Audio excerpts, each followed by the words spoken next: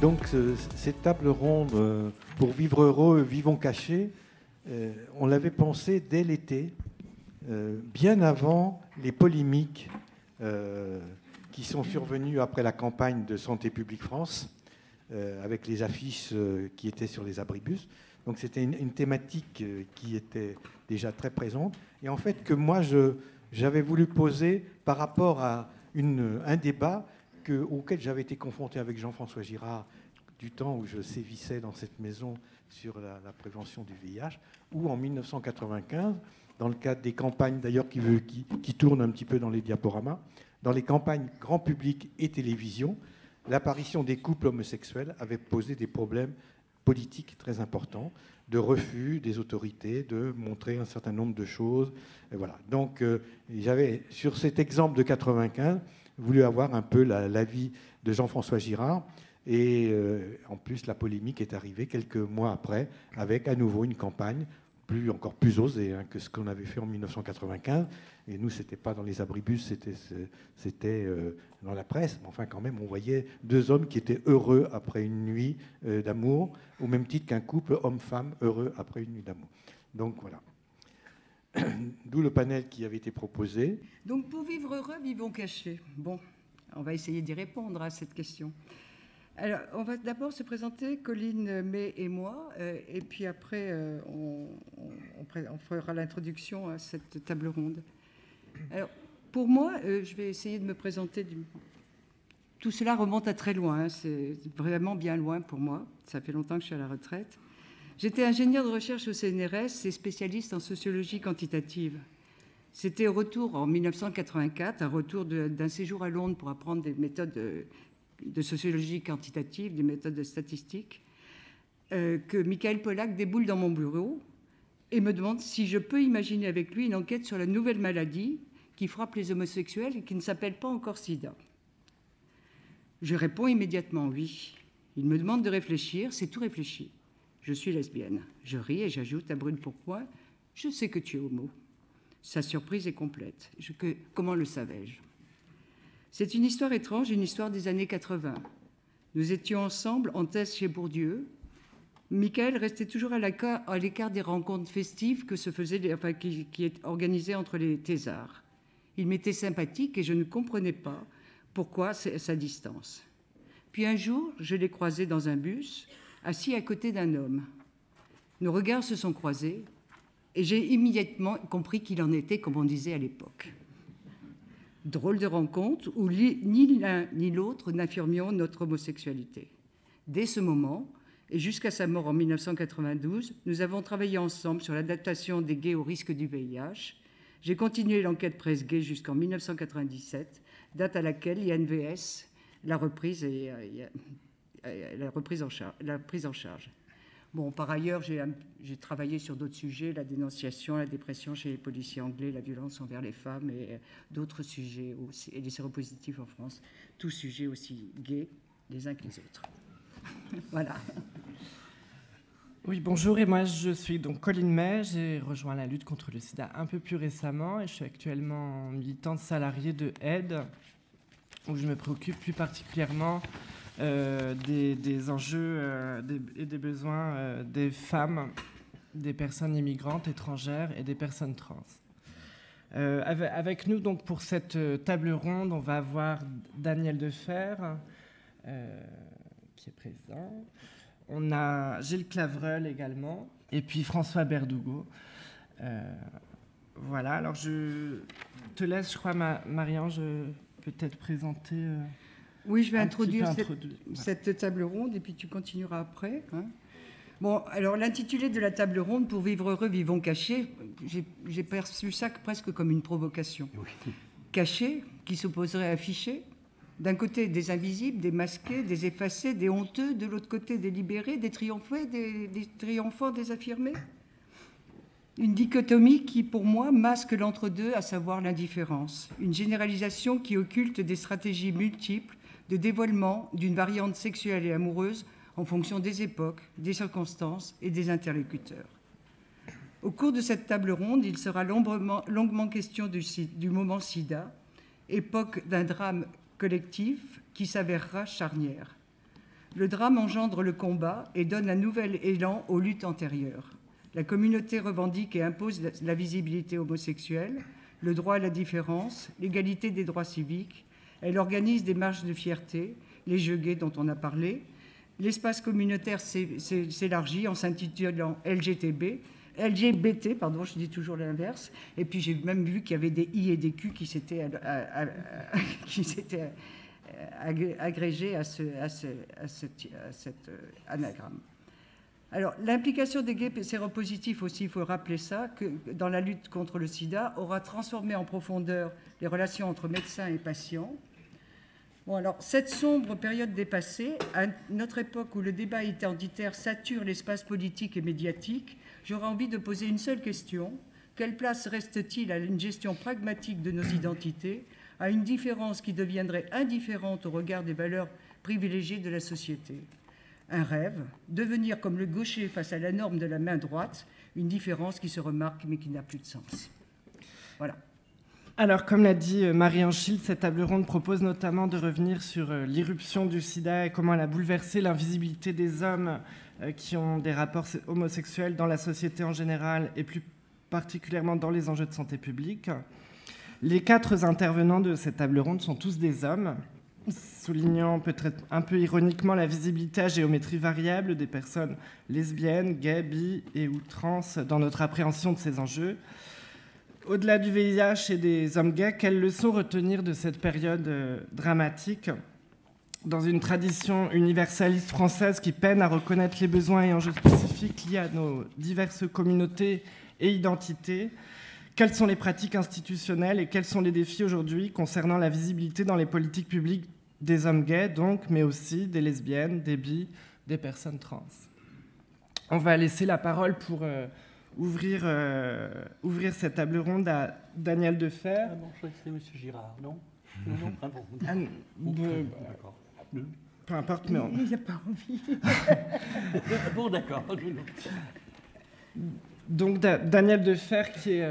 on commence par Daniel? Oui. Daniel Defer, qui est donc président fondateur de AIDE, qu'il a créé en 1984, après la mort de son compagnon, le philosophe Michel Foucault, et puis qui a eu diverses responsabilités dans les institutions de santé publique, en tout cas représentation dans ces institutions.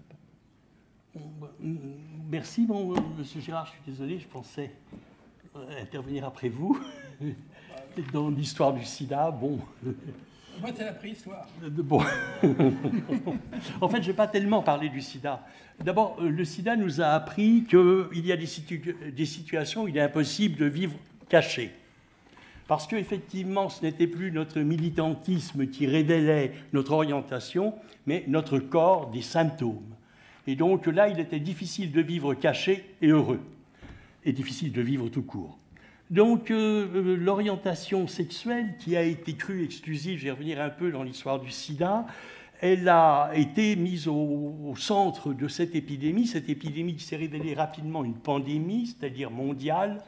Et dans cette pandémie où la discrimination, où la visibilité et l'indexation sur l'homosexualité a été très forte, c'est vrai que c'est le mouvement homosexuel américain, notamment dès 1982, le GMHC de New York, et ensuite sa dissidence ACT UP, New York, qui ont modelé les formes de lutte contre le sida qui se sont développées dans le monde entier. Et dans ce développement mondial a émergé une visibilité de l'homosexualité qui est en train de se mondialiser. Il y a des représentants ici d'associations africaines, et je voudrais revenir sur ces enjeux-là, qui sont effectivement dans une revendication mais sur le modèle qui a été constitué dans les années 80 dans la lutte contre le sida. Je voudrais revenir sur cela, parce que c'est une problématique qui, je trouve, renverse un peu les problématiques qu'on utilise de l'identité, de l'homophobie, de la lesbophobie, des souffrances. Je pense que le problème a changé de nature. Mais quand Gérard Pelé m'a appelé, nous avons créé ensemble Aide entre 84 et 85, et quand il m'a appelé, je lui ai dit que je n'avais pas de raison de participer. J'avais deux raisons de ne pas participer. Même un de mes maîtres en philosophie, qui était Georges Candileine, philosophe et médecin, disait « La notion de santé publique est un non-sens. C'est la maladie qui est publique. La santé, c'est la vie dans le silence des organes. » Encore faut-il être d'accord avec ces organes. Moi, ça m'a pris 20 ans. Bon. Je craignais que la notion de santé LGBT sous-entende pour les organisateurs une sorte de nature différente de celle des hétérosexuels. Or, moi, je suis dans la tradition Foucault, Judith Butler, c'est-à-dire une tradition constructiviste de la sexualité, et donc la notion de santé LGBT ne me dit rien. Notre histoire et l'histoire du sida, ça a été la confrontation aux institutions médicales, politiques, professionnelles, familiales pour le soin.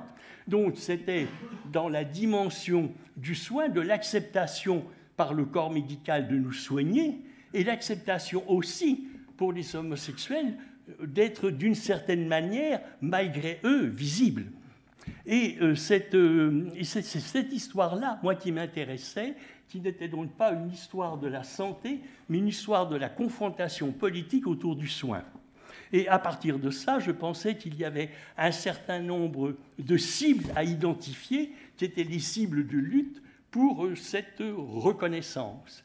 Et je pense que d'ailleurs, les Gay Games, c'est une très bonne cible, puisqu'on a bien évoqué, le sport est un des lieux de difficulté d'expression de notre sexualité. Donc c'était cela que j'avais envie de mettre en avant, plutôt la relation difficile à la discrimination dans le soin. Mais j'étais à ce moment-là en train de lire un roman qui, paraît-il, est un des tout premiers romans gays américains, qui a été écrit en 1898, publié en 1906 sous un pseudonyme, qui est le livre d'Edward Prime Stevenson, qui s'appelle Imre, et qui a été publié en français en 2016 aux éditions Eros Onyx. Imre raconte la rencontre d'un bourgeois américain cultivé, fortuné de 40 ans, avec un officier hongrois de 28 ans. Il leur faut au moins un mois pour se découvrir l'un à l'autre leur similisexualité. J'aime beaucoup le mot qui était à l'époque, vous voyez, qui est très descriptif et qui précède la pathologisation par la psychiatrie allemande de la notion d'homosexualité et ensuite de toutes les pratiques non procréatives de sexualité.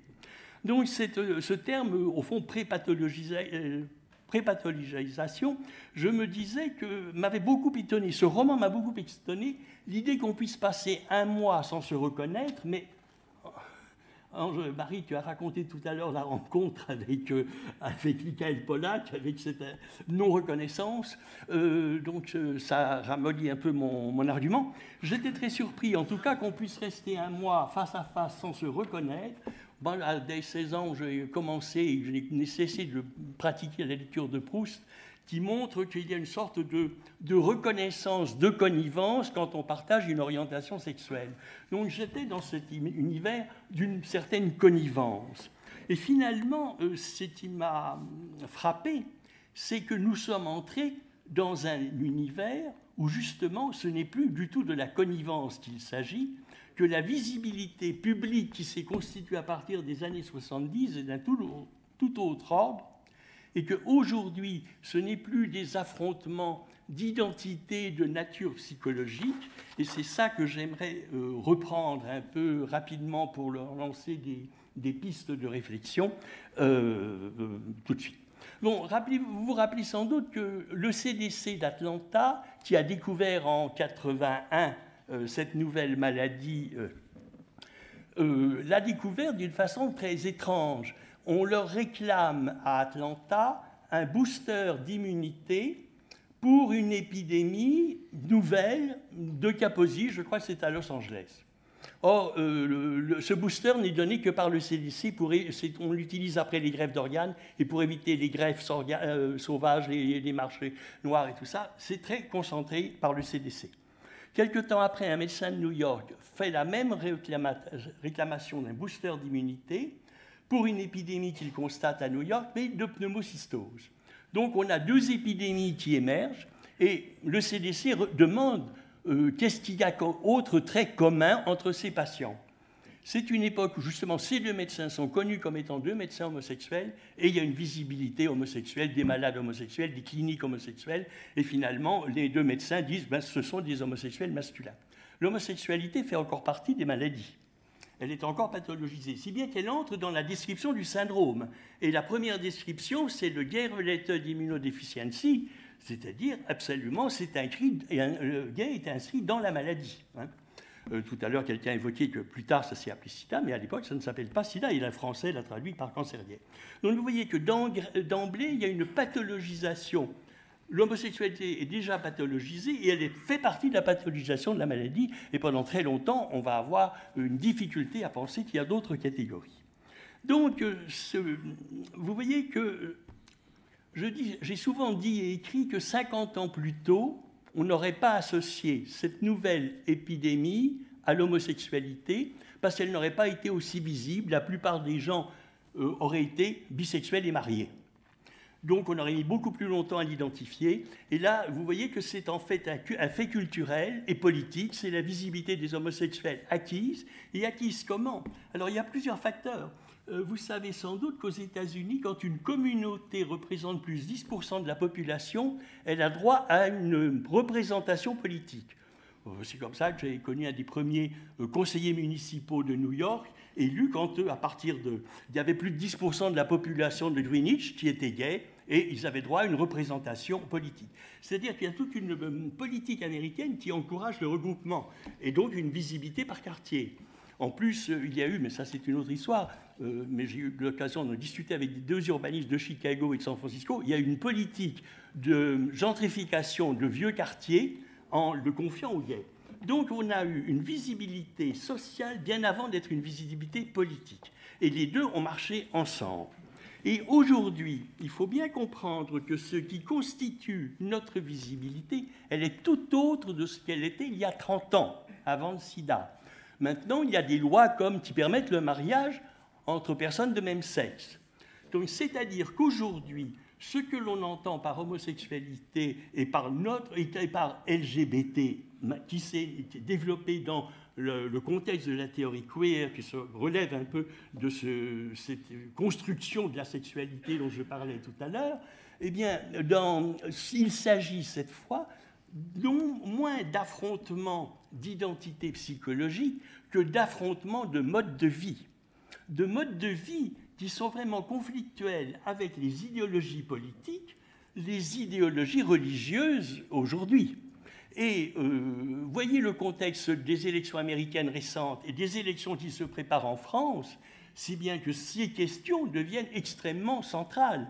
Et je trouve que justement la discussion sur les souffrances, les difficultés, le mal-être, tout ça, et la santé, est un peu en deçà des enjeux qu'on a affrontés aujourd'hui, qui sont des luttes de mode de vie, et que j'aimerais qu'on aborde avec des termes de stratégie, de cible. Et je pense que la notion de Gayem est une des cibles, puisque le sport est... mais que c'est véritablement une dimension que j'aimerais que l'on retienne de ces débats qui est un peu naturalisé par le terme de santé. Voilà le débat que je voulais lancer. Voilà. Bon, on en parlera après. Bon.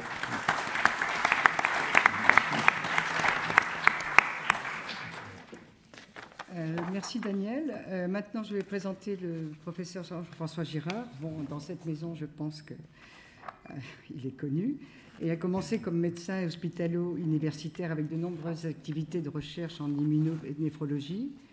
En 1986, il est nommé directeur général de la santé, fonction qu'il assume jusqu'en 1997. De 1994 à 1997, il est délégué interministériel à la lutte contre le sida. De 1986 à 2001, il est également représentant de la France auprès de l'OMS. Et il en devient, pour une période, il devient président du conseil exécutif de l'OMS pour une période. En 1997, il rejoint le Conseil d'État.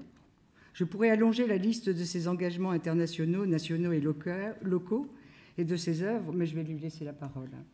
C'est plus facile. Merci beaucoup. J'ai accepté de parler après Daniel Defer, mais j'ai eu tort parce que c'est difficile de parler après Daniel Defer. D'abord, je voudrais remercier les organisateurs de ces 2 jours. D'abord parce que ça me permet de revoir après bien des années, je crois, j'ose dire, Daniel. Et puis parce que le sujet permet à l'ancien directeur général de la santé, parce que c'est quand même la fonction que j'ai exercée dans ces murs, paraît-il longtemps, et à la période, comme on dit, tragique. J'aurais parlé le premier, j'aurais commencé par une petite anecdote pour faire rigoler, mais c'est une anecdote vraie. Je suis convoqué un soir par une ministre qui devrait être secrétaire d'État aux personnes âgées. Je ne savais pas se faire convoquer comme ça par le ministre, c'est pas banal. Et elle me reçoit gentiment, mais en me disant vous vous rendez compte, monsieur le directeur général, de votre responsabilité, il sort de chez vous des documents qui sont absolument abjects. Abjects, parce que... Alors elle me montre une publication, donc je ne sais pas si c'était la FLS ou la DGS, qui effectivement était destinée aux communautés et qui, je ne sais plus l'année, mais était claire, tant dans le vocabulaire que dans le graphisme. Et je lui explique qu'effectivement, en termes de communication en santé publique, on commençait à savoir qu'il fallait s'adapter à la cible, comme on dit, et que effectivement, bon, alors on parle, j'essaie de la convaincre, je vois que je n'y arrive pas tellement, et puis elle met fin à un entretien en disant « Mais ce qui est embêtant, monsieur le directeur général, je vous entends bien, je vous comprends bien, mais c'est qu'il en est arrivé une caisse de 2500 exemplaires à la caisse des écoles de mon village la semaine dernière. » Tout était dit. Tout était dit, le décalage était là, effectivement. Et je reviendrai un peu sur les effets, enfin, ce qu'on peut, et les hommes de communication. Je regarde Gérard, comment la communication a été influencée par cette épidémie. Alors, j'ai même envie de dire en quoi, avec les souvenirs lointains, hein, je fais plein d'autres choses, qu'est-ce que le VIH a apporté. Daniel vient de balayer largement l'essentiel, c'est la contribution de cette épidémie à la reconnaissance de ces communautés, y compris sur un plan international, y compris dans son polymorphisme. J'y reviens pas, c'est probablement l'essentiel.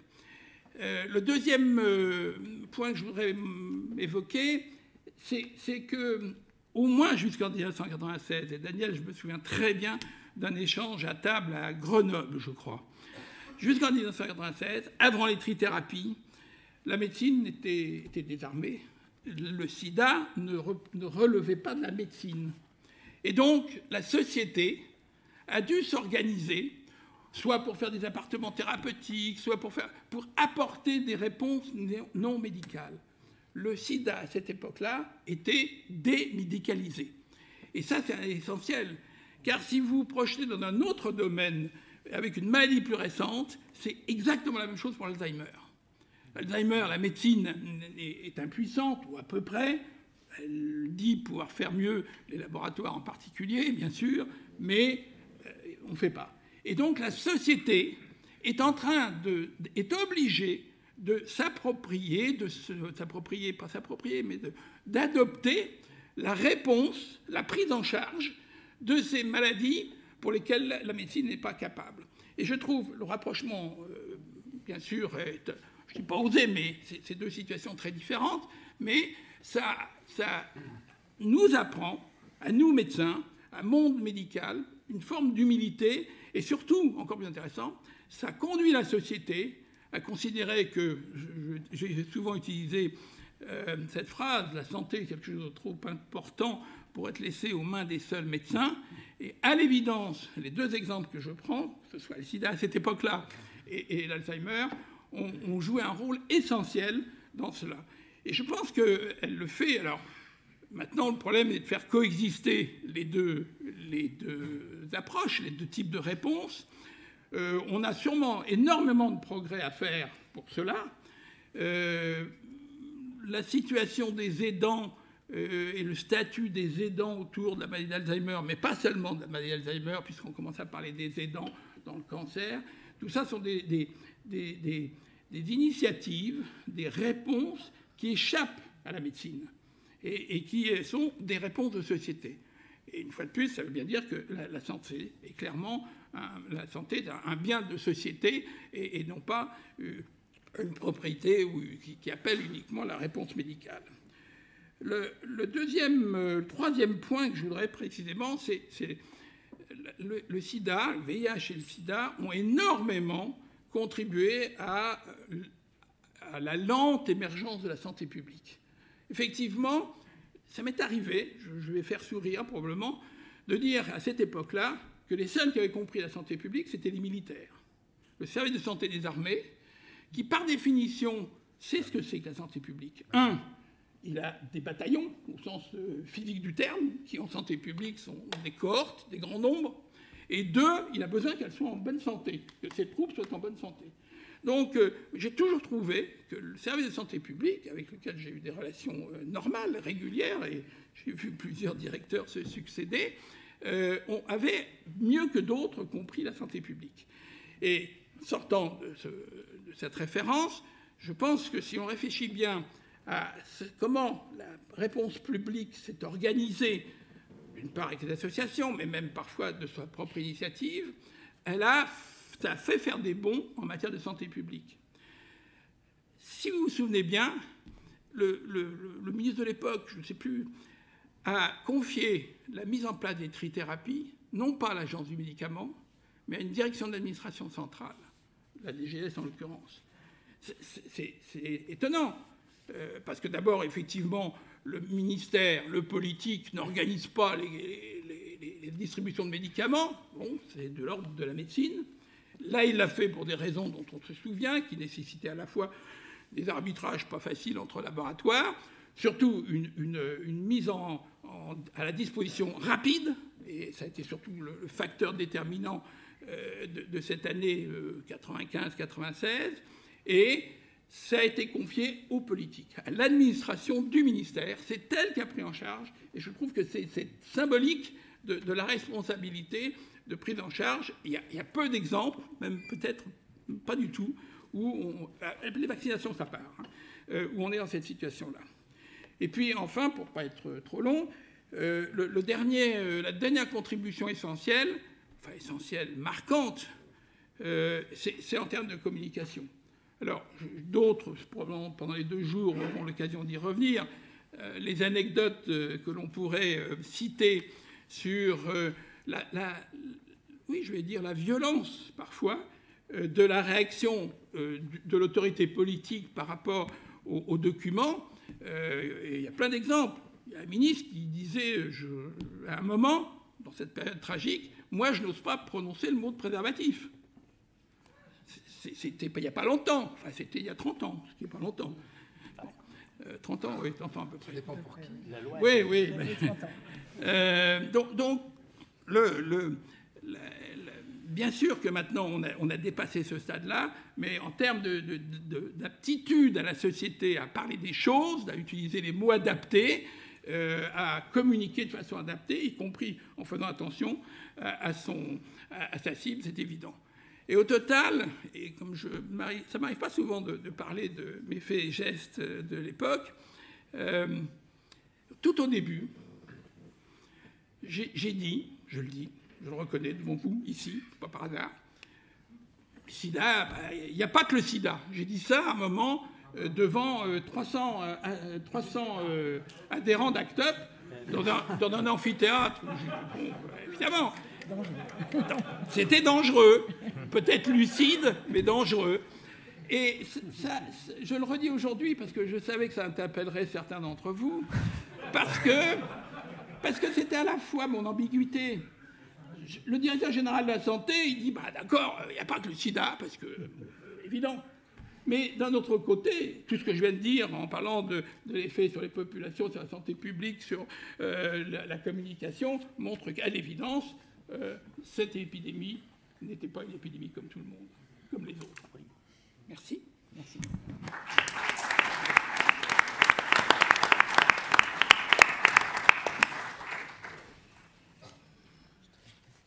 Alors, merci. J'essaie de retrouver. Oui, maintenant, nous avons monsieur le préfet Gilles Chavreul, qui est donc délégué interministériel à la lutte contre le racisme, l'antisémitisme et la haine anti-LGBT, c'est-à-dire la DILCRA.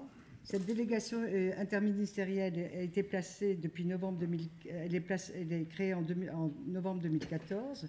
Elle est placée sous l'autorité du Premier ministre et elle a pour mission de donner une nouvelle impulsion à l'action publique en matière de lutte contre le racisme et l'antisémitisme. Le 30 juin 2016, son champ d'intervention a été élargi à la prévention et à la lutte contre la haine et les discriminations envers les LGBT. Voilà, je vous laisse la parole. Merci. Le professeur Girard disait que c'était difficile de parler après Daniel Defer. Il avait raison, mais il y a quelque chose qui est encore plus difficile, c'est parler après Daniel Defer et le professeur Girard. C'est malheureusement le sort qui m'échoit, mais je vais tâcher de m'en acquitter tout de même. Et peut-être en repartant, parce que ça m'a forcément intéressé, comme on disait quand j'étais petit, interpellé. Vous parliez tout à l'heure de la visibilité est née de la confrontation avec les institutions. Pardon, je raccourcis un peu votre propos et je ne rends pas justice des nuances que vous y avez introduites. Mais forcément, pour moi, c'est quelque chose qui est assez central dans la mission qui m'est confiée, la tâche que nous avons à conduire effectivement depuis quelques mois maintenant, avec Johan Rosevich qui travaille à mes côtés, que vous connaissez, dans la mise en œuvre de ces différentes politiques, et que ce soit sur le champ de la santé ou sur bien d'autres, au fond. Oui, il y a nécessairement une part, en effet, de confrontation quand l'apparition d'une pathologie, d'une part, quand d'autre part, parce que ça excède très largement, il n'y a pas que le sida, je veux dire, pour la communauté LGBT, il n'y a pas que le sida non plus. Voilà, et c'est aussi ça l'un des sujets et l'une des manières de l'aborder. Il y a en effet le temps de la confrontation, quand un choc arrive, quand des demandes, des désirs se font jour, de la part des individus, des groupes sociaux, et puis il y a toujours un moment de sidération, il y a des replis, il y a des rétractions, y compris de la part des institutions, et on peut les servir et néanmoins avoir ça présent à l'esprit. Enfin, je crois que c'est même indispensable. Donc il ne s'agit pas de nier ces confrontations, mais d'essayer d'en tirer le meilleur, de les rendre les plus fécondes possibles. Et c'est un peu, j'écoutais avec beaucoup d'intérêt ce que vous disiez l'un et l'autre de cette histoire-là, parce que je crois qu'elle est marquée aussi par des mouvements successifs, à certains moments, comme je le disais, de lutte, de rétraction, de confrontation et de temps en temps d'impasse où on a l'impression de ne pas se comprendre du tout sur des sujets où pourtant l'urgence commanderait que tout de suite on trouve la solution, et puis on ne la trouve pas. Et puis il y a aussi quand même, heureusement, du moins je l'espère, il y a des moments d'avancée, des moments où les choses s'ouvrent un petit peu, jamais complètement non plus, mais où on arrive un petit peu à avancer. C'est d'une certaine façon dans cet état d'esprit que nous essayons, mais très modestement, ça va de soi, de nous placer depuis que, en effet, le président de la République a souhaité qu'il y ait au sein de l'État un lieu qui ne soit pas le lieu unique, naturellement, mais un lieu où les questions LGBT puissent être regardées de manière transverse et que les pouvoirs publics, dans toutes leurs dimensions, soient dans cette relation dynamique le plus confiante possible, le plus proche possible, donc pas nécessairement en anticipation, mais au moins en accompagnement de tous les sujets qui concernent les personnes LGBT. Et naturellement, la santé fait pleinement partie de ces sujets. C'est pour ça qu'on a, alors là, je dirais de façon très classique, construit un plan de politique publique avec des moyens dédiés, avec un budget d'1,5 million, avec l'ensemble des ministères qui ont été sollicités pour dire où elles en sont. Les associations qui ont été beaucoup consultées, je les en remercie parce qu'on s'est beaucoup enrichi de tout ce qui nous est parvenu, de toutes les idées, de toutes les propositions, tous les regards. Donc on a trouvé bien évidemment des angles, des thèmes, des priorités. Et la santé en fait partie. Il y a parmi les 5 priorités que l'on a mis à l'ordre du jour de ce plan, l'idée de traiter les questions LGBT au quotidien. Et moi, j'ai beaucoup insisté pour qu'on ait cette approche qui consiste à avoir un regard sur toutes les situations individuelles et collectives, les hommes, les femmes, les intersexes, les trans, les intersexes, oui, je l'ai cité, tous les âges de la vie, les très jeunes, les pas très jeunes, les personnes âgées, qu'on ait un regard sur tous les territoires, outre-mer, milieu rural, etc., et qu'on aille chercher partout où on n'a pas l'habitude d'aller et où il y a moins de bruit, il y a moins de voix, il y a moins d'écho, il y a moins d'enthousiasme, il y a moins de mise à l'agenda, il y a moins d'exposition médiatique. Je pense au milieu carcéral, je pense, je le disais, aux établissements qui accueillent des personnes âgées, qu'on puisse porter dans le milieu rural, penser au lycée agricole, penser aux maisons familiales rurales, bref, que l'on aille au-devant de toutes celles et de tous ceux qui sont concernés par le sujet, qui ont quelque chose à dire, qui ont des souffrances, qui ont des besoins, qui ont des désirs, qui les expriment ou qui ne les expriment pas. C'est pour ça qu'en matière de santé, par exemple, on a été attentif, bien évidemment, à parler des politiques de prévention. J'allais dire que c'est quelque chose, là aussi, qui est assez classique, d'information. Encore faut-il le faire, s'assurer que ça se fasse et que ça se fasse bien. Et on l'a vu récemment, à l'occasion des campagnes qui ont été conduites, on a vu que rien n'est jamais gagné, rien n'est jamais évident. C'est toujours, là aussi, une affaire de confrontation, de réaction parfois qui relève de l'incompréhension, voire de l'hostilité politique avérée. Ça, on l'a vu dans certaines communes où des panneaux ont été censurés par des élus. Donc là, il a fallu rappeler le droit, etc. Bon, classique, mais il y a toujours des sujets de confrontation politique qui arrivent. Donc il faut s'y préparer, il faut le savoir, et avancer sereinement, mais avancer quand même. Et puis aller vers des choses non pas moins classiques, mais comme je le disais, peut-être moins éclairées. La question de la santé des trans, la prévention des IST chez les lesbiennes et plus généralement la prise en charge médicale des lesbiennes. Travailler avec le secteur de la recherche. Par exemple, là, on va financer une étude conduite dans plusieurs villes de France sur la prise en charge dans certaines spécialités, par exemple la cardiologie ou la gynécologie, des personnes LGBT, pour établir des éléments de comparaison. Quel est le type d'accueil? Est-ce qu'il y a des discriminations? Est-ce qu'il y a des difficultés particulières? Et puis aussi faire le point régulier de tous les sujets d'agenda importants. Là, il y en a un sur lequel une avancée significative a été accomplie, c'est sur les possibilités de don du sang chez les HSH, comme on dit, je crois, dans le jargon technique. Ça fait c'est un peu froid et impersonnel, mais je crois qu'on dit comme ça. Bref, en tout cas, que l'on puisse avoir prévention santé en milieu carcéral. Je n'ai pas besoin de vous expliquer l'importance de ces sujets, ni leurs difficultés non plus, parce que à chaque fois que, sans mauvais jeu de mots, à chaque fois qu'on pousse une porte, on rencontre là des problématiques et des situations qui sont compliquées à traiter. Mais enfin, au moins, on les met sur la table. Bref, voilà, l'idée, assez simplement, c'est d'être le plus transversal possible et de ne pas attendre que nous soyons sollicités, de ne pas répondre seulement aux sollicitations, aux propositions, à ce qui est sur l'agenda des associations, même si ça nous a été très utile, encore une fois, d'avoir cette relation-là, et ça nous sera utile de l'entretenir et de la cultiver, mais en tout cas que l'on puisse aborder, je dis encore une fois, hein, c'est pas tellement le rôle des pouvoirs publics, je pense, d'être véritablement à l'avant-garde, c'est peut-être même tout simplement pas possible, mais enfin, si au moins on arrive à pas être trop en retard d'une guerre, et à se porter au-devant des sujets qui sont au cœur du quotidien, et j'insiste sur cette dimension quotidienne, au cœur du quotidien de la vie des personnes LGBT, déjà, on aura peut-être fait œuvre utile, et puis on aura aussi accompli quelque chose. Je pense que l'événement qui aura lieu la semaine prochaine à l'Élysée en sera la marque symbolique, à une forme d'apaisement, j'allais dire normalisation, mais le terme est peut-être un peu pauvre en fait pour ce que ça exprime, du rapport entre l'État et les sujets des personnes LGBT, ou tout simplement de normalisation de la question LGBT au sein de la société. Merci beaucoup.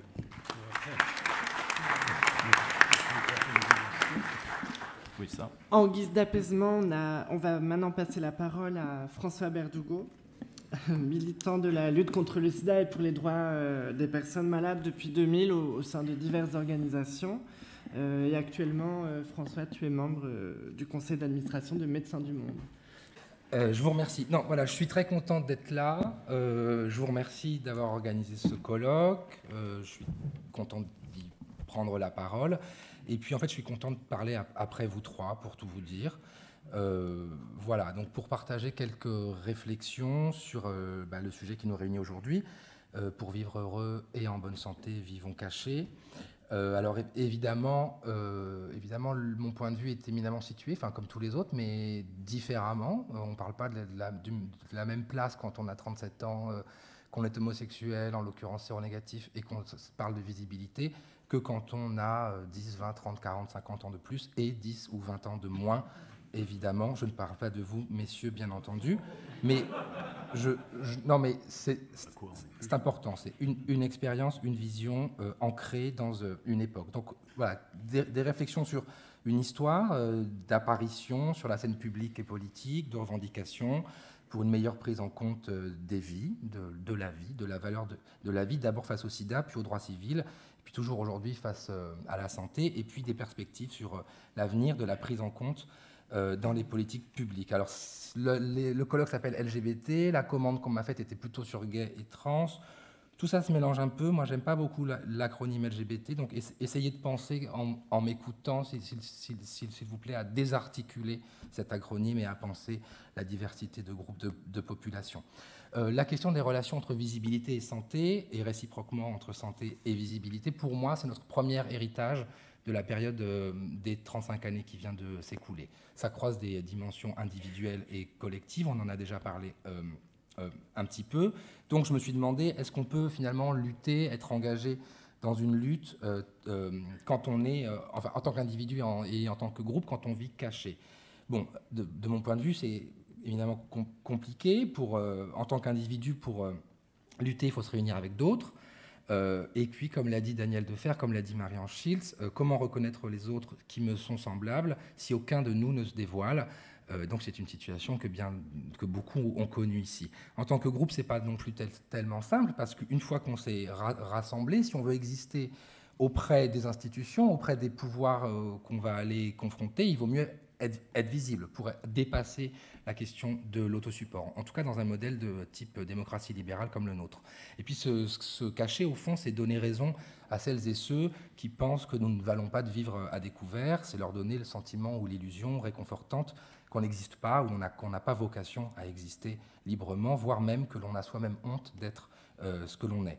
Alors les mobilisations collectives, elles sont le fait d'individus qui doivent se rendre visibles pour ne plus être les objets de la pathologisation, de la médicalisation, la stigmatisation. Et donc ce sont des individus qui s'exposent d'abord et avant tout au grand jour, parfois au mépris, parfois à la vindicte, parfois à la violence, et pour certains d'entre nous, c'est quotidien. Vous l'avez entendu aujourd'hui, vous l'entendrez encore demain. La violence, c'est bien le premier problème de santé auquel sont confrontés les gays, les lesbiennes, les bisexuels, les trans, les inters. Violence institutionnelle, médicale, morale, physique. Elle est vécue individuellement, collectivement, parce qu'elle est structurelle. Donc sortir du placard, ça peut être un danger pour soi-même. Je ne m'étendrai pas beaucoup, mais vous savez qu'un certain nombre de leaders associatifs, communautaires, sont régulièrement poursuivis, pourchassés, voire assassinés dans un certain nombre de pays, mais il n'y a pas besoin d'aller ailleurs pour se rendre compte que le quotidien de visibilité n'est pas toujours rose, y compris en France, pour un certain nombre de gens. Alors, en matière de leçons apprises, je m'arrêterai en particulier sur la question de la promotion de la santé. Peut-être que les militants, les acteurs, sans le savoir ou sans le dire à l'époque, ont fait de la promotion de la santé, c'est-à-dire ont actionné un certain nombre de leviers à tous les échelons, à toutes les échelles de la société, et notamment du point de vue communautaire, pour faire bouger les choses, faire bouger les lignes et travailler à la prise en compte de ces questions. Je m'arrête un instant sur la question de l'action communautaire, parce qu'on a un débat franco-français qui, de mon point de vue, est souvent stérile et auquel il faut régler son compte, hein, sur la question des communautés. Je suis ravi d'avoir entendu ce terme un grand nombre de fois dans les 50 minutes qui viennent de s'écouler, parce qu'en matière de santé, ça n'a pas de sens de contester ce terme. C'est-à-dire il s'applique à des choses tellement différentes, dans tellement de contextes, et il veut dire tellement de choses, que finalement, il a un sens, il a un poids qui est assez peu connecté à la réception qu'on peut en avoir dans le champ politique français. Finalement, c'est simplement ce qui décrit le fait que face à certaines situations, des personnes se mettent en mouvement, des communautés se mettent en mouvement pour, de fait, répondre à ces situations qui sont vécues et ressenties comme intolérables. Et finalement, pour déplacer les questions, qu'est-ce que c'est que l'Association française de lutte contre les myopathies, par exemple, plus connue sous le nom de Téléthon? C'est une organisation de santé communautaire. Et à elle, on ne fait aucun procès d'être une organisation communautaire. Donc c'est pour vous dire l'intérêt de penser ces questions de mobilisation, parce que les communautés, par elles-mêmes, ont un intérêt objectif à la préservation de la santé, à la réduction de la morbidité, à la réduction de la mortalité, et ça rejoint des intérêts de santé publique et collectifs. Alors partout, on essaye de mobiliser les communautés. Souvent, on n'y arrive pas, et on se demande comment faire. Dès lors qu'il y a un embryon de mobilisation, appuyons-nous dessus, soutenons-le, et disons-nous que c'est une bonne chose. Alors, aujourd'hui, en matière de visibilité, bon, j'ai repris quelques images, parce que ça me semblait la moindre des choses de montrer un peu des choses que vous connaissez. Aujourd'hui, en matière où est-ce qu'on en est? En matière de visibilité, globalement, en France, le champ des droits et de la santé est plus ou moins bien structuré, mais la visibilité, clairement, existe. Est-ce qu'on est efficace dans l'influence sur les politiques? En matière de droits, assez moyennement. En matière de santé, on est meilleur, mais on est meilleur pour les gays que pour les autres, en tout cas pour le moment. Pourtant, nous savons que nous avons énormément à faire, que la situation de nos communautés en matière de santé n'est pas excellente, c'est même un euphémisme. Donc on a besoin de politiques de santé qui visent à passer de l'égalité formelle à l'égalité réelle. Alors c'est très banal comme idée, mais au fond, c'est aussi un enjeu qui se pose dans le champ de la santé. C'est pour ça que j'ai mis ces définitions sur une diapositive. C'est que finalement, ce qu'on appelle les inégalités sociales de santé, ce sont des inégalités évitables. Et donc, c'est bien de ça que nous parlons. De mon point de vue, c'est dans ce champ-là que, de fait, si on veut couvrir les besoins d'un certain nombre des groupes dont on parle, il faut se placer. Et je vais être en retard, je vous préviens. Je vais être en retard, comme souvent. Mais bon, vous connaissez tous ce schéma. Il représente assez bien ce qu'on entend finalement par ce qu'on pourrait appeler l'universalisme proportionné, qui est une question, qui est une notion de santé publique qui vise finalement de façon assez simple à donner plus à ceux qui ont plus besoin, c'est-à-dire à couvrir la population. En service de santé et à dire il faut donner plus à certains et à certaines parce que les besoins sont plus importants. C'est dans cette optique-là que nous plaçons et qu'il faut de fait aujourd'hui avancer. Je vais terminer sur une question qui me tient particulièrement à cœur et qui sera développée notamment demain. C'est la question de la visibilité dans l'espace du soin.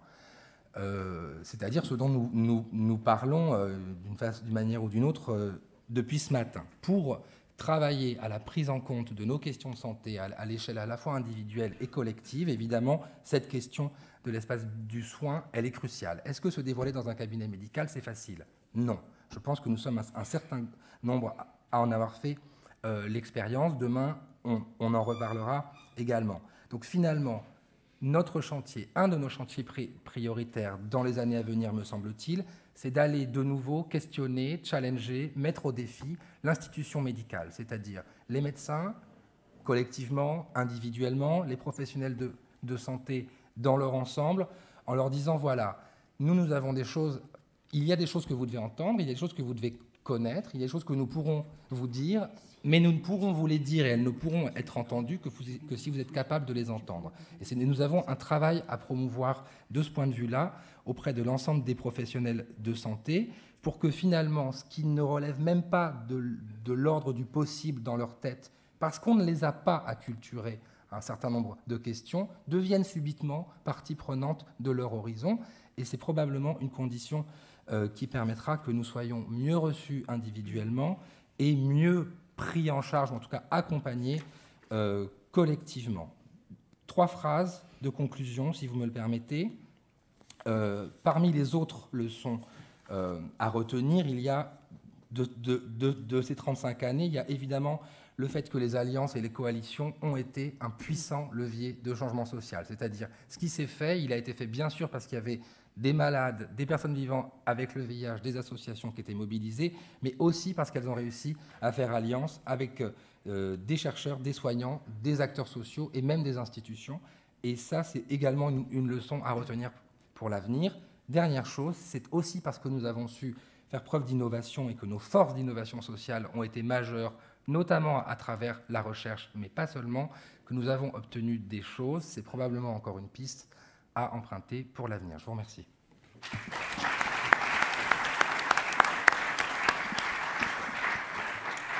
Merci beaucoup François.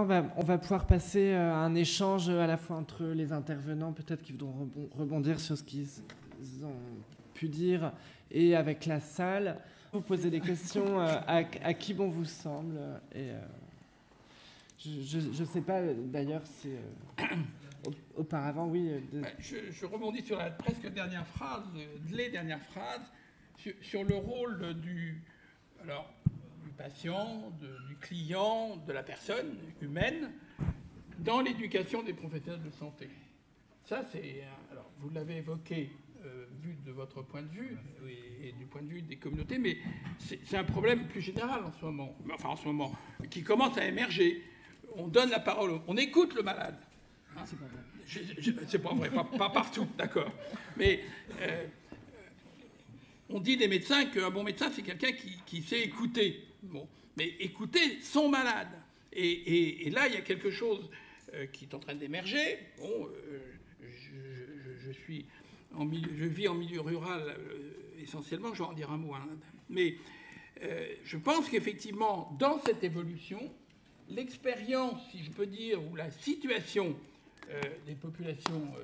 alors, pardon, j'ai compris que l'acronyme LGBT n'était pas bien, mais bref, ces populations ont une responsabilité parce qu'elles ont à la fois une particularité de situation sociale, sociologique et médicale, et que dans cette évolution qui consiste à faire l'éducation des professionnels de santé par le client, il y a une responsabilité dont il faut mesurer l'importance. Et puis, mon autre remarque, mais je ne peux pas parler du monde rural, je m'adresserai à monsieur le préfet.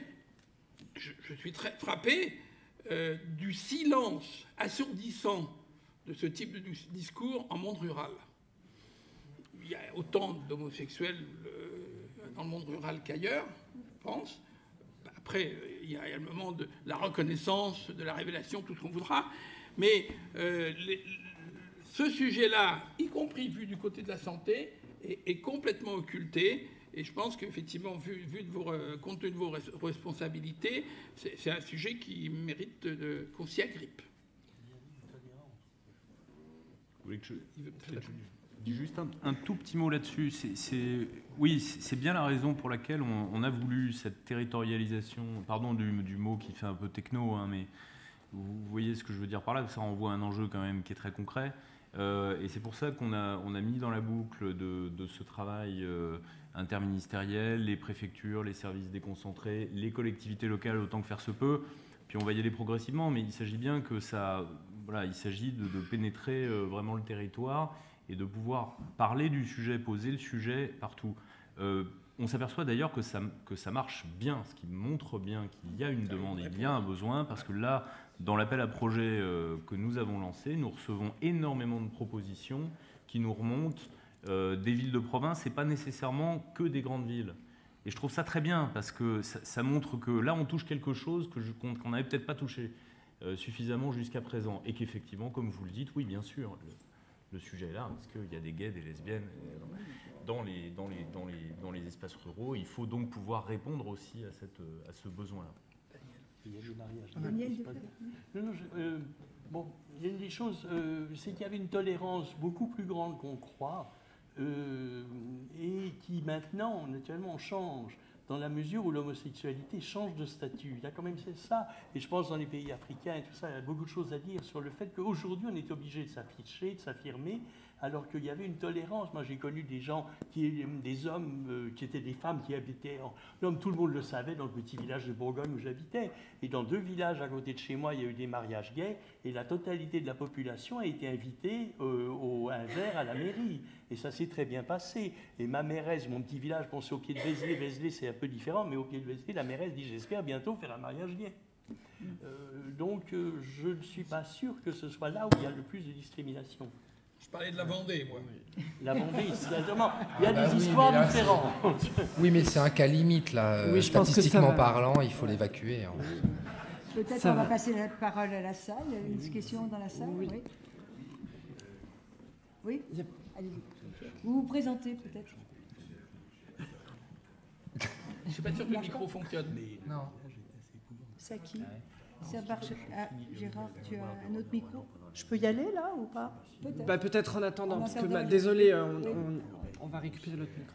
Alors, moi je suis Marie-Hélène Certain, je suis médecin généraliste et je représente le Collège de la médecine générale. Donc je suis extrêmement interpellée et on se sent concerné par les interventions qui viennent d'avoir lieu. Déjà que vous soyez là, c'est pas... Si en tant qu'institution, le collège représente en fait toutes les structures qui s'occupent de médecine générale, donc la médecine générale par définition est partout sur les territoires, en ville, à la campagne, dans la France profonde. Et effectivement, on voit bien qu'il y a une certaine organisation des communautés dans les grandes villes, mais peut-être moins dans les régions et en rural, alors que et donc la question quand même se pose, parce que des personnes LGBT, c'est pareil, j'aime pas tellement le sigle, mais ça existe partout, vivent partout. Et je pense qu'effectivement, on parlait ce matin de refus de soins. Je pense que ça existe, les refus de soins. Mais je pense qu'il y a aussi souvent une méconnaissance, une ignorance, une discrétion. C'est un sujet dont on n'ose pas parler, on n'ose pas entamer le dialogue. Et du coup, le dialogue ne se fait pas entre le patient et le professionnel de santé, parce que bon, il y a des médecins généralistes, mais c'est pas que. Et alors que peut-être que chacun aimerait pouvoir faire ce dialogue-là, quoi. Et donc, je pense qu'effectivement, dans l'institution, dans nos professions, et via nos organismes représentatifs, organismes de formation, etc., on a un travail à faire d'information, de sensibilisation, voilà, pour justement évoquer ces questions, entamer le dialogue, parce que effectivement, la santé, c'est pas que moi je dirais, c'est pas que le VIH, c'est pas que les IST, c'est aussi la personne dans son ensemble, qui a aussi des maladies chroniques, qui vieillit, et donc je pense que voilà, on a à s'intéresser à cette question, et c'est pour ça qu'on a, en tant que collège, vraiment été très content d'être invité à ce colloque et de pouvoir peut-être poursuivre des choses derrière. Merci beaucoup. François, tu voulais dire un mot? Non, après, pardon. Alors, il y a plusieurs prises de parole, une là. Et là, du coup, ça marche. Ça y est, cette fois-ci, ça marche. Du coup, moi, je voulais simplement vous soumettre, j'allais dire ce que j'appellerais une question de tous les jours, mais qui montre à quel point l'évolution dans la société ne se fait pas à la même vitesse partout. En fait, je suis un vieux séropos depuis plus de 30 ans. Je suis un militant gay depuis au moins autant de temps, voire plus. Et en fait, ce qui se passe, c'est que en 87, alors que je me savais séropositif, j'ai décidé non, c'était en 86 d'ailleurs, j'ai décidé d'acheter un appartement, ce qui n'était pas franchement un truc très clair à l'époque pour se projeter dans l'avenir. Enfin, vous voyez l'idée. Bon. Et évidemment, je me suis retrouvé confronté à un vieux classique, c'est le questionnaire santé de l'assurance, auquel, évidemment, j'ai répondu par un immonde mensonge. Je n'imaginais jamais que 30 ans après, je serais là en train de vous en parler. Et pourtant, mon prêt a terminé, j'ai fini de rembourser tout ça. Aujourd'hui, je suis un heureux propriétaire. Et par ailleurs, je suis aussi un acteur de santé et qui dispense des conseils dans une association de lutte contre le sida célèbre et bien connue qui s'appelle ACT UP. Ce qui d'ailleurs m'a valu de faire partie des gens qui ont acclamé Monsieur Girard à l'époque. Acclamé, c'est une boutade. Mais je me retrouve aujourd'hui avec des jeunes séropos, compte tenu de toute l'évolution des choses. Je me retrouve aujourd'hui avec des jeunes gays séropos qui me disent on vient de se marier, on est en couple, on voudrait acheter un appartement, et puis on a un problème pour l'assurance. Et là, je leur raconte mon histoire et je leur dis, je ne suis pas sûr qu'aujourd'hui vous allez avoir autant de facilité que moi à tout simplement répondre par un pieux mensonge. Je ne sais pas. Je leur réponds quoi, à votre avis? Normalement, il y a des lois, il y a eu des accords avec les assurances. Seulement, il y a une surcharge. Simplement, nous, on a toujours... Il y a une surcharge de taxes, d'assurance. La prime d'assurance est plus élevée. Mais comme les assurances sont autorisées à demander un test, on a toujours dit aux gens, laissez demander. Simplement, bon, quelquefois, il y a des enquêtes, mais la plupart du temps, il n'y a pas d'enquête, mais on a dit aux gens, puisque les assurances se sont autorisées à demander le test, laissons-les faire. Tant qu'elles ne l'ont pas demandé, vous ne savez pas. Mais c'est vrai que normalement, l'assurabilité existe avec une petite surprime. Oui, pardon, je crois qu'il y a d'abord Gabriel. Mais c'est sur le même sujet, je voudrais répondre, si vous voulez. Alain Sobel, je voudrais juste répondre sur ce sujet-là, parce que le premier avis sur les assurances du Conseil national du sida, on l'avait préparé avec Daniel. Moi, je vice-présidais le Conseil national du sida à l'époque, c'était en 89-90, et nous avions fait un texte qui permettait de ne pas avoir de tests biologiques en dessous d'emprunt d'un haut niveau. Ce qui était très important, c'était de permettre aux gens d'avoir une carte CTLM ou une carte, vous voyez, de consommation et de pouvoir de pas avoir de problème dans la vie courante. Cela dit, évidemment, ceux qui, comme Hugues, ont acheté un manoir dans la Sarthe, c'est ça bon, alors à ce moment-là, ça devenait un petit peu plus compliqué. Bon, ce que je voudrais redire, j'ai la parole, après je n'apprendrai plus, sur peut-être ce que disait Jean-François Girard tout à l'heure, c'est-à-dire ce que les patients nous ont appris en 1983, 84, 85, on est très peu nombreux actuellement à se souvenir et à pratiquer encore dans ce domaine, c'est un changement total du dialogue entre le patient et le médecin. C'est-à-dire qu'avant, et Jean-François se souvient parfaitement bien, on nous apprenait à surtout ne jamais demander quoi que ce soit sur la sexualité de nos patients. Et à Brousset, chez Méliès, tu te souviens Jean-François, les médicaments entraînaient des troubles des dysfonctions érectiles, et on n'avait pas le droit de demander qu'est-ce qu'ils prenaient comme médicament alors qu'ils ne pouvaient plus baiser, c'était clair, quoi. Et une fois que le sida est arrivé, on est arrivé à avoir un dialogue extrêmement intime avec les patients sur leur mode de vie, sur les risques qu'ils avaient pris, sur comment ils vivaient, parce que tout cela était extrêmement important à une époque où il n'y avait pas de médicaments. Et le contenu du dialogue a beaucoup changé, ce qui a permis, et là je rejoins ce que disait Daniel tout à l'heure, c'est tout à fait cohérent avec ce que disait Daniel, ça a été une révolution qui a eu lieu à ce moment-là, et qui a permis l'entrée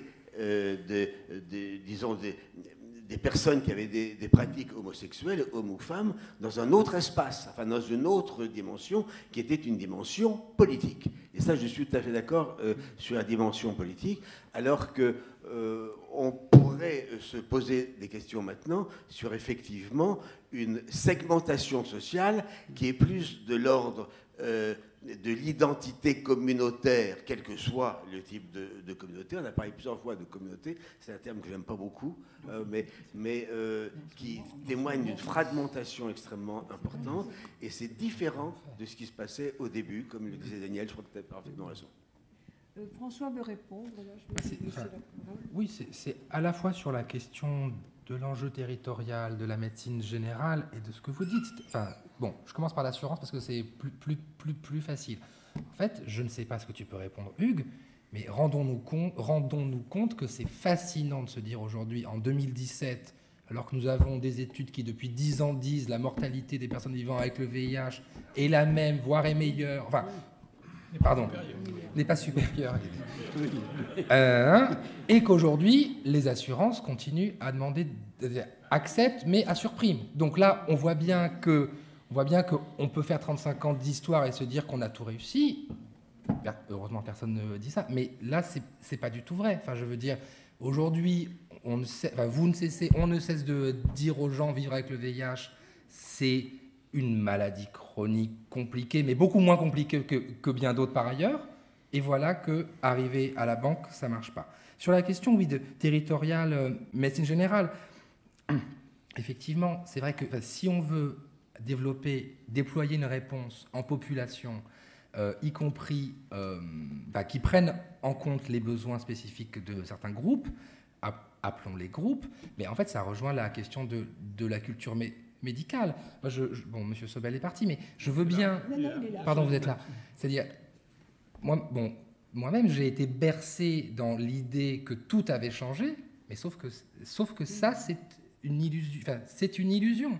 C'est-à-dire, aujourd'hui, d'abord, avec les modalités actuelles de la prise en charge du VIH, par exemple, une fois par an, chez un médecin, point barre, n'imaginez pas que les conditions du dialogue qui ont été percutées par l'impuissance thérapeutique, etc., soient aujourd'hui les mêmes. Ça n'est pas exact. Et ça n'est pas exact depuis déjà un très très long temps. Donc ce que je veux dire par là, et pourquoi je mets le fer ici, c'est parce que précisément, la question du VIH aujourd'hui, et plus globalement que ça, des questions de santé qui nous occupent, croise avec d'autres.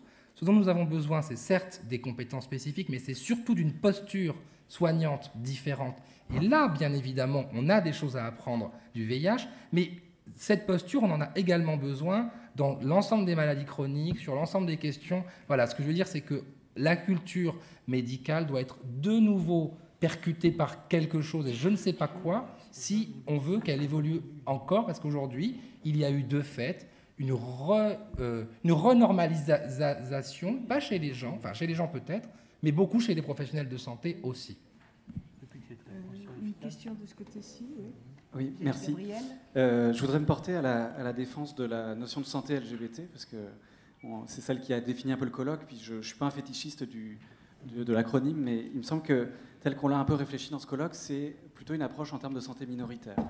Et pour moi, dans ce cadre-là, c'est une approche qui est fondamentalement relationnelle, et c'est ça que je trouve intéressant et productif politiquement puis scientifiquement de le regarder comme ça.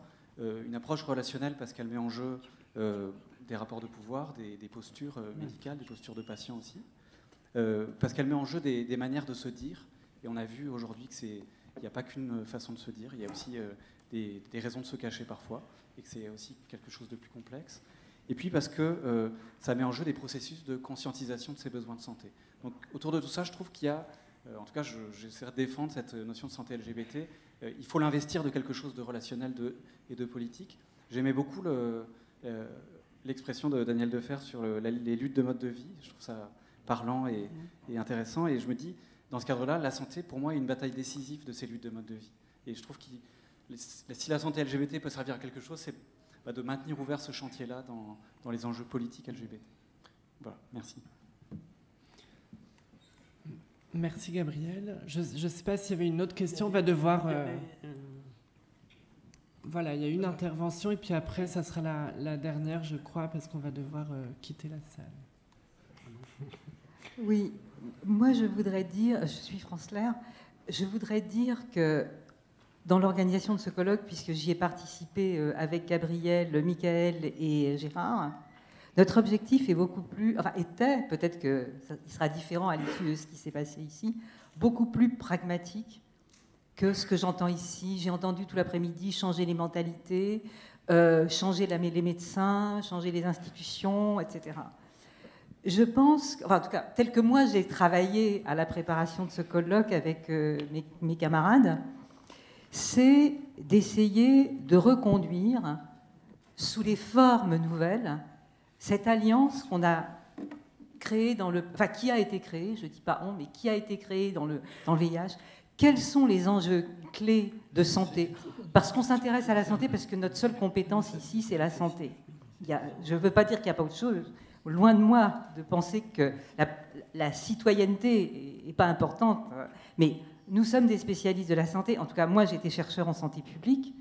C'est quels sont les enjeux clés pour les gays, les trans, les bi, les lesbiennes aujourd'hui? Quels sont ces points clés sur lesquels on doit engager une alliance mobile pour faire changer les choses entre les institutions de santé, les institutions de recherche, parce que la recherche est quand même un puissant moyen de transformation des pratiques, et les associations qui représentent ces populations. C'est-à-dire que je crois qu'on ne peut pas attendre que les mentalités changent, je crois qu'on ne peut pas attendre que tous les médecins repassent par de la formation. Je pense, pour moi en tout cas, l'idée de ce colloque, de ce séminaire, c'est au moins d'amorcer pour quels enjeux de santé, où sont les leviers de la transformation pour l'égalité des minorités dans le champ de la santé. Le changement des mentalités, moi c'est quelque chose que j'aime pas trop comme terme, mais en tout cas, je voudrais dire que c'est ça, parce que dans le domaine du VIH, ce qui a pu permettre le changement, ce sont ces alliances, c'est des alliances conflictuelles, c'est pas des alliances qui allaient de soi, c'était des alliances qui étaient parfois conflictuelles, mais où cette question de répondre à des besoins qui étaient amenés par la population gay en particulier, mais les mouvements gays, je dois le dire, ont eu la générosité aussi d'étendre cette problématique de l'égalité aux toxicomanes, aux migrants, aux prisonniers. Hein, c'est quand même, on leur doit ça, d'avoir pas porté uniquement des intérêts qui étaient seulement les leurs, mais l'égalité. Et je pense que c'est un peu ça qu'on a envie de mettre en mouvement ici, autour des autres enjeux de santé que le VIH.